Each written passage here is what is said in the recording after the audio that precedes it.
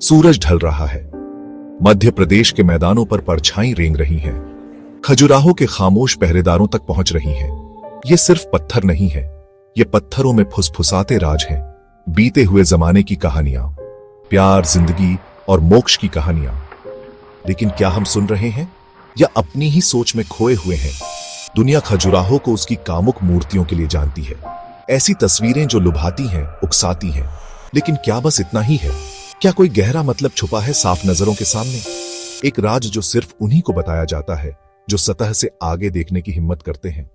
खजुराहो के मंदिर एक चुनौती है, हमारी अपनी इच्छाओं, आध्यात्मिकता और मानवीय अनुभवों के बारे में सोच को टक्कर देने की चुनौती। क्या आप इस चुनौती को स्वीकार करने के लिए तैयार हैं? शुरू करते हैं ये सफर। चंदेल वंश, शक्तिशाली राजा जिन्होंने सदियों तक मध्य भारत पर राज किया। उनका राज कला, स्थापत्य और आध्यात्मिक खोज का स्वर्ण युग। 10वीं से 12वीं शताब्दी तक उन्होंने खजुराहो में 85 से ज्यादा मंदिर बनवाए, हर एक उनकी भक्ति और कला का प्रमाण। ये मंदिर सिर्फ पूजा स्थल नहीं थे, ये एक जीवंत संस्कृति की अभिव्यक्ति थे। एक ऐसी संस्कृति जिसने जीवन को उसके सभी रूपों में मनाया। चंदेल प्रतीकवाद की शक्ति को समझते थे। उन्होंने कला के माध्यम से जटिल दार्शनिक विचारों को व्यक्त करने के लिए इसका इस्तेमाल किया। लेकिन साम्राज्य ढह जाते हैं। समय, सबसे बड़ा समतलक, आखिरकार चंदेल राज को नीचे ले आया। जंगल फैल गया, मंदिरों को हरे भरे आलिंगन में ढंक दिया।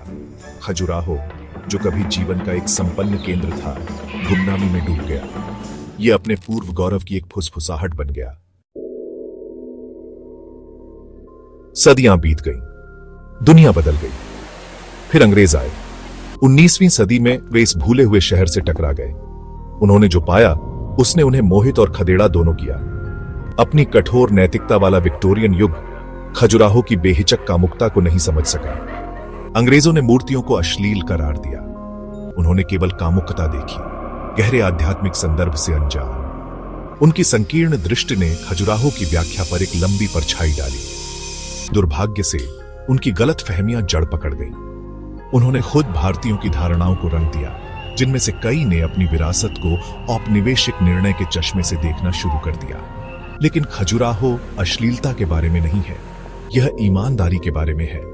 यह मानव अनुभव के पूर्ण स्पेक्ट्रम को स्वीकार करने के बारे में है, शारीरिक, भावनात्मक और आध्यात्मिक। भाग 4, इच्छा और दिव्यता का नृत्य। खजुराहो को समझने के लिए व्यक्ति को तंत्र को समझना चाहिए। तंत्र भोग के बारे में नहीं है, यह ट्रांसेंडेंस के बारे में है।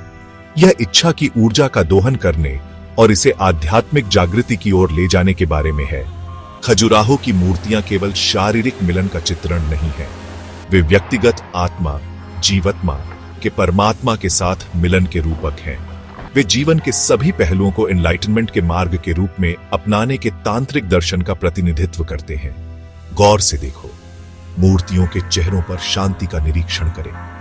वे वासना में खोए नहीं हैं, वे एक पवित्र नृत्य में लगे हुए हैं। एक नृत्य जो भौतिक से परे है और दिव्य को छूता है। भाग 5, शरीर एक मंदिर। मंदिर स्वयं ब्रह्मांड के सूक्ष्म जगत के रूप में डिजाइन किए गए हैं। ऊंचे शिखर स्वर्ग तक पहुंचने की मानवीय आकांक्षा का प्रतीक है। जटिल नक्काशी सभी चीजों की परस्पर संबद्धता की याद दिलाती है। इन भव्य संरचनाओं के भीतर मूर्तियों की महत्वपूर्ण भूमिका होती है। वे बेतरतीब ढंग से नहीं रखे गए हैं।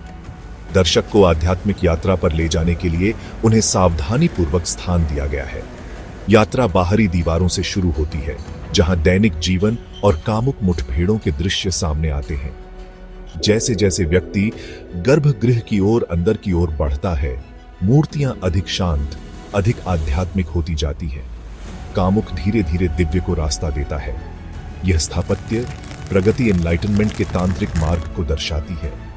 एक ऐसा मार्ग जो हमारी सांसारिक इच्छाओं को स्वीकार करने से शुरू होता है और धीरे धीरे आध्यात्मिक मुक्ति प्राप्त करने के लिए उनसे आगे निकल जाता है।